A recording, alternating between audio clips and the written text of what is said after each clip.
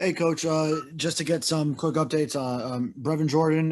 Do you expect him to return for this Friday night? And also, of the six that were unavailable previously, are any of them closer to returning than others that you may already have back at practice or anticipate will be available? Brevin is healthy, like what we expected for this game, and I can't comment on the other six. We'll send the list out like we do as we get closer to game time. Okay, and I also just want to get a quick Navon Donaldson. Has he made more progress during the bye toward returning? Is he more available? I know he wasn't allowed to do contact previously. Yeah, there's more things that he can do at practice where he can help us out, but it's still kind of a slow step-by-step process.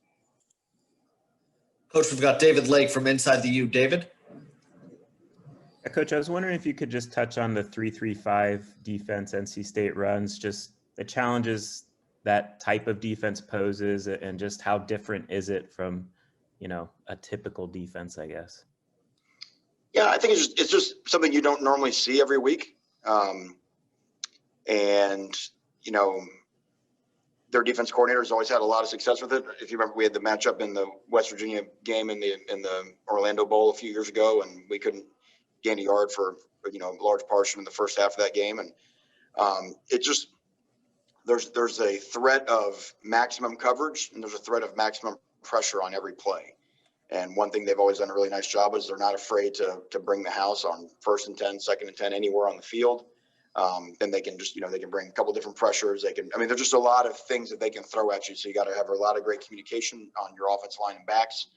And then you got to check because they were able to mix up some coverages down the field where you can make some mistakes if you get a wrong read. So they've always been challenging. And I think just their entire program, I know their strength coach very well. I know Dave Doran, who's a defensive-minded head coach. They're a very strong program. They're a very tough program. You can just see when they hit people on contact, people go backwards. So our guys are ready for another challenge on the road. Coach, we've got Gary Furman from Kane Sport. Gary, go ahead for Coach Diaz.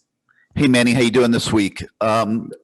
Quick recruiting question for you. With you pretty close to full in this cycle, are you holding any scholarships for the transfer portal? And, how extensively do you expect to use that this year? Would you allocate some forward scholarships towards it? Just give us a little bit of an update on where your thinking is there. It's so funny, Gary. It's like the last time when we were talking about numbers, there's still some rulings coming down the road here that could come at the turn of the year where you could get more initial scholarships. So I think everybody is, again, in a holding pattern waiting to find out, because you can't just let everybody have free transfers. If you don't add initials, there'll be nowhere for all the student athletes transferring to go. And so if you introduce this giant market of everybody having the one-time exemption to transfer and be immediately eligible, but you don't add initial scholarships for the colleges, you're either going to be taking away opportunities for high school students, which I don't think anybody wants, or even taking away the opportunities for the young men to transfer. Because if the number is at a finite 25 times 130 is never going to change. So I think us, like everybody else, we're just trying to sign the best recruiting class we are. We still are on some really high-profile high school targets that we hope to close on. But I think probably like most colleges, we understand that our plan has to be fluid because the rules are changing, as we're already, in mid-flight. And just as a quick follow to that, there's a lot of debate about the transfer portal. I know I'm sure, heard the arguments in all directions. But with the success that you've had in the last 2 years, would you say that there's a reasonable chance that the transfer portal will become a permanent fixture in your recruiting plan? For Miami, just us? For Miami, yep. I think our theory has never changed since day one of the program. We want to build our program. We want to recruit and develop the high school talent that's close by to our campus. And we want to be a program that's, built with high school guys. I think it's very similar to a pro model where you want to build through the draft. We still want to be the University of Miami, and we want these young men to want to play for UM, know that they can be developed and reach all their goals in college and beyond while they're here. That being said, I think we will always look at the transfer portal as a way to solve needs on your team. And if you look at what we've done, I don't think we've just been haphazard in the guys that we've added, not just in terms of who the people are in the spots that we've added them. It's not just fantasy football. We're just, trying to just get whatever. There's always been a need at a position, whether it's age, whether it's a little more experience, whether it's just something that we don't have on our roster. It does give you the alternative. And I do think that the University of Miami, this city, this campus, everything we have to offer, I think it looks different when you've been in college for a couple of years. I think there's no doubt Chris Caputo, our outstanding assistant basketball coach, told me when he first got here, we've had a lot of success with transfers in basketball, is that, these young men, what they see when they're on a 48-hour visit, when they're 17 years old, they can be swayed by some things that when all of a sudden, 4 years later, when they've been on a college campus and they get it, they're looking for something different. And usually Miami checks a lot of the boxes of what they're looking for. And we found that to be true for football as well. So I'm sure it'll always be a part of us going forward, but we still want to build through the high school ranks. Thank you. Coach, we got time for just a few more. We're going to go to Susan Miller-Degnan at the Herald. Susan? Hey, Manny.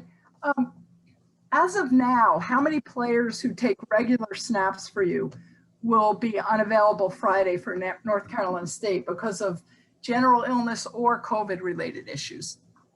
I don't know. It's a funny way of asking the same question with different words, but number one, I don't know, because we tested today. We'll test 2 more times before the game. And second, like I already said before, we're not going to discuss the guys that have been out, that have been unavailable. It's just strange. It's a weird deal. Our players are not going to discuss it if when they come up here and if you ask them. We're going to try like heck to have a football team that we can stick on an airplane and fly to Raleigh on Thursday to go play them on Friday. So we'll find out. I'm going to find out when you find out. That's just kind of how 2020 goes. And as a follow is, do you guys, when you do find out, do you guys share this information privately, or will you this week with North Carolina State? And if so, how far in advance do you share it? No, there's no protocol for that amongst the teams. So, as you know, we release a list an hour before. I know Virginia had some guys out for our game last week. I never even heard of who they were officially before the game. We just kind of look at pregame warm-ups and sort of look down the other side of the field and see who's not there. So it's a serious deal. I mean, I don't mean to joke about it, but it's a threat that our players can feel, because the numbers are going up. Obviously, last week in the country was not a good week.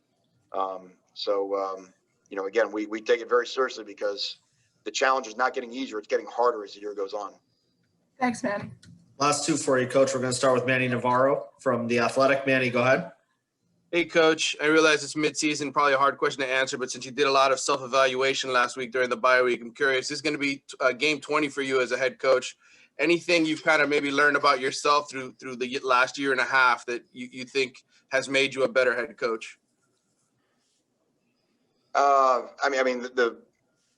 Like you said, it's probably not the time where you're really self-evaluating, but what I will say for our program, and you've heard me say this before, is I think understanding a better understanding of the challenges of winning at Miami in particular. Every job is a little bit different, and I don't think you really know what it means to be the head coach until you sort of sit in that seat.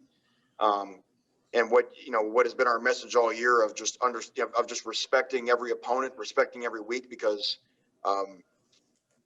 there's a lot of assumptions that go on with what this program should and shouldn't do that for whatever reason haven't been met. And I think just looking at ourselves in the mirror, and looking at myself in the mirror, and making sure that, how I message the team and how I talk and all those type of things, that the team understands the challenge week in and week out, because it's got to be harder to win than it seems, because obviously we've not been doing it in large quantities for quite a while. So I think just understanding that challenge and trying to play that out week in and week out, because every week you win and you're excited about it, you start back at 0 the following week. And in our league, you see it. You see some teams that we've defeated that are allegedly not held in high acclaim, and they turn around, they have really big wins the next week. So all we can do is go 1-0 every week. And I know that sounds like a coaching cliche, but I think we've devoted a lot of attention and energy this year to make that a reality.